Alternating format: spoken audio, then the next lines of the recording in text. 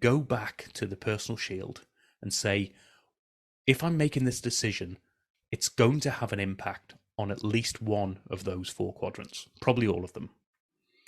So what am I willing to compromise on? Hi, and welcome to Helping You Perform. I'm your host, Paul Teasdale. Over a career working with high-performing teams from across the globe, including 7 years working with Formula One team McLaren, I've learned a lot about what it takes to drive results. In this weekly podcast series, I'm going to be bringing you tips, tricks, and insights from the world of Formula One that you can apply for your organisation for your own high performance. Enjoy. Hi everybody, and welcome to another episode of Helping You Perform, where I bring my tips, tricks, insights and stories from the world of Formula One and other high-performing teams and help you to apply those lessons for yourself so that you can accelerate your own performance.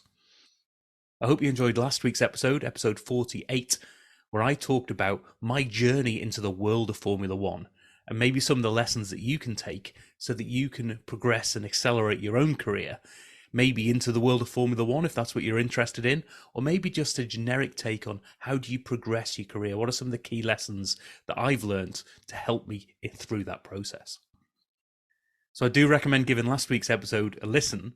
And this week I want to expand on that a little bit, because one of the questions I get asked a little quite often really is, when you made the decisions, you've made some big decisions in your life, one to move out to New Zealand, to take on a whole new lifestyle and a whole new country and residence there, but also to move back again and to move careers from one place to another, from sausage making to banking to Formula One and everything else in between that I've done. So how do you make those big decisions? Now, there's a lot of lessons that I've taken from my time in Formula One about decision making, but I'm going to probably cover those off in different episodes if I haven't already, and I'm going to go back and have a look at decision making as a particular topic. But today I want to delve a little bit deeper into a specific tool that I've used that's really helped me with some of the bigger decisions in my life. I was introduced to this tool when I was going through redundancy in a role in New Zealand. I had a great coach and mentor who I was working with, and he introduced me to this tool called the Personal Shield. Now, for those of you who are listening, I'm going to put a link to a picture of my Personal Shield in the show notes, just so that you can go back and have a bit of a reference. If you're watching this on the video, I'm going to share my screen in a minute and show you the Personal Shield that I've got, or certainly that I had at the time. I've got a different version now, but this version is an electronic version that I use for communicating the sort of setup and the way in which to use the Personal Shield. And it is worth noting, before I go and share that screen and have a look at it, that what I'm showing you is a digital version. I've got some clip art pictures and things like that to illustrate some of the points. But the power of the Personal Shield comes in the hand-drawn nature of it and the conversation that goes around it. It's a great coaching tool to use for yourself, for your team members and other people around you, maybe your friends and loved ones as well. It can really help them. Now, the reason it's called the Personal Shield, as you'll see in a minute, is it's set up like an old medieval shield. And it's got 4 quadrants. And those 4 quadrants are to help you articulate some of the things that are really important to you. Now, those 4 quadrants are who I am, what my values are, what I'm passionate about, and where I want my future to be. And the exercise that you ask people to go through is to have a time-limited, time-bound exercise where you've literally just got a blank shield and a pen or a pencil, and you want people to draw out, not write, draw out some of those things that are important to them, that come to mind when we talk about these 4 quadrants. Now, one of the key things is, don't get people to write out and sort of put in text what's happening. You might say 1 or 2 words. In fact, I think there's only 2 words that are in my Personal Shield, but that's to help illustrate the point after the fact. What you want people to do is draw it out. And it does not matter a jot as to how good an artist you are. In fact, often the stickmen drawings and the really poorly drawn things are some of the most fun and some of the best ways of articulating some of these things as well. So you don't need to be a great artist to do this. And what you want people to do is say, right, you've got 10 minutes, maybe 15 maximum, to draw out what first comes to mind when you think of these 4 areas. And after that exercise, I'm going to talk a little bit. I'm going to walk through mine. Then I'm going to talk about what to do after you've had that initial 10 to 15 minutes to draw it out.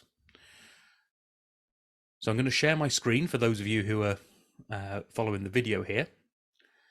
And what you should see is the personal shield.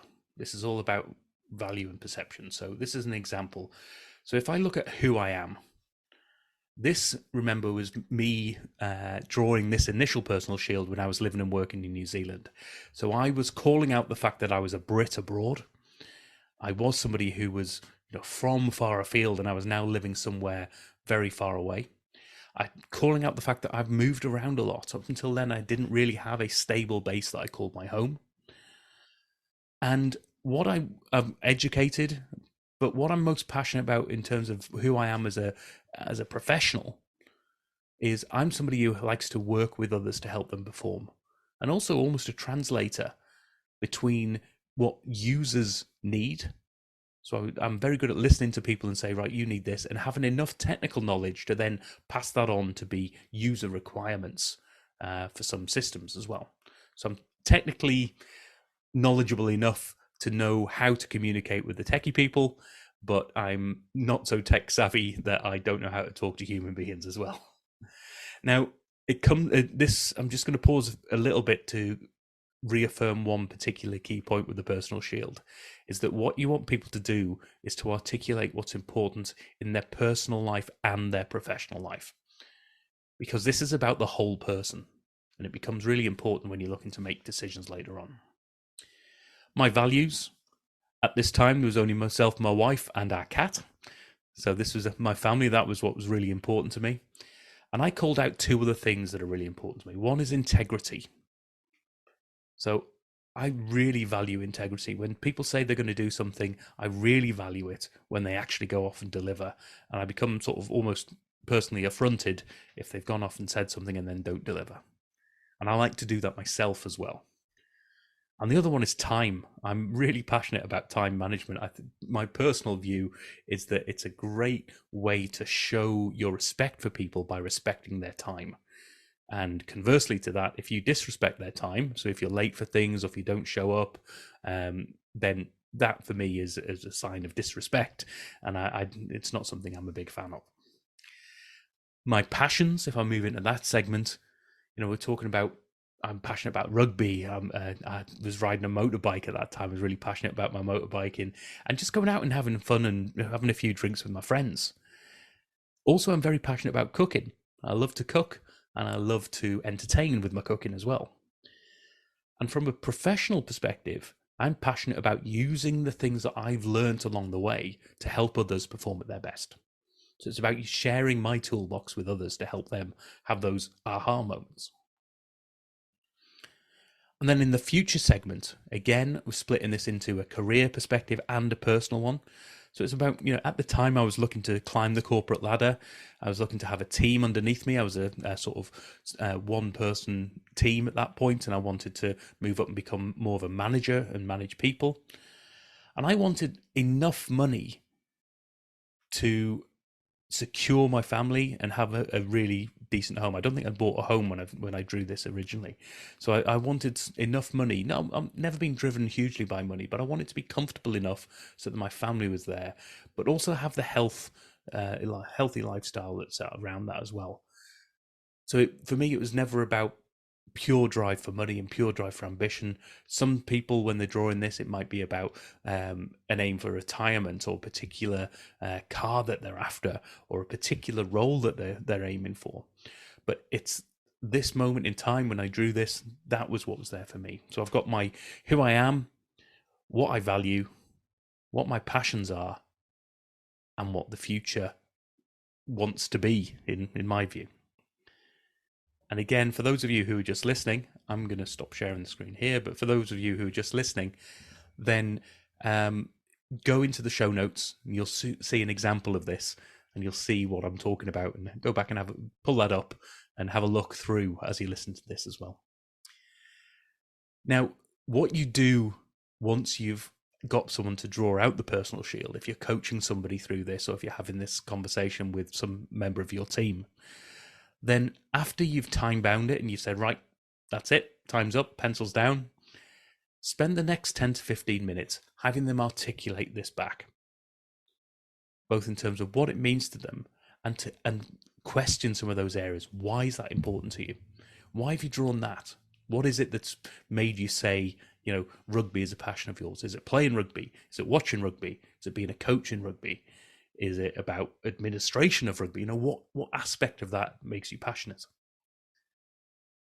And then once you've got people to think about what those things are, you can really start to ask them questions based on a specific moment in time. So this is where it came in really valuable to me when I was moving back to the UK. I can go back to the personal shield and say, if I'm making this decision, it's going to have an impact on at least one of those 4 quadrants, probably all of them. So what am I willing to compromise on? Is it that the role that I'm going to take is not going to drive my passion? But it's there. It will. That's maybe it's negative, but the positive is it's going to have a really good financial impact. It's going to be something where I know that my values will be met, or that it's financially great and it's it's something that I'm passionate about, but actually the company that I'm looking to work for doesn't quite fit in with my values. So am I willing to compromise on that? Does it bring in enough of my background, the who I am, to really allow me to be at my best? And you can ask all sorts of questions around that and say, what am I willing to compromise on? And then if I do have to compromise, what can I do to mitigate those compromises as well?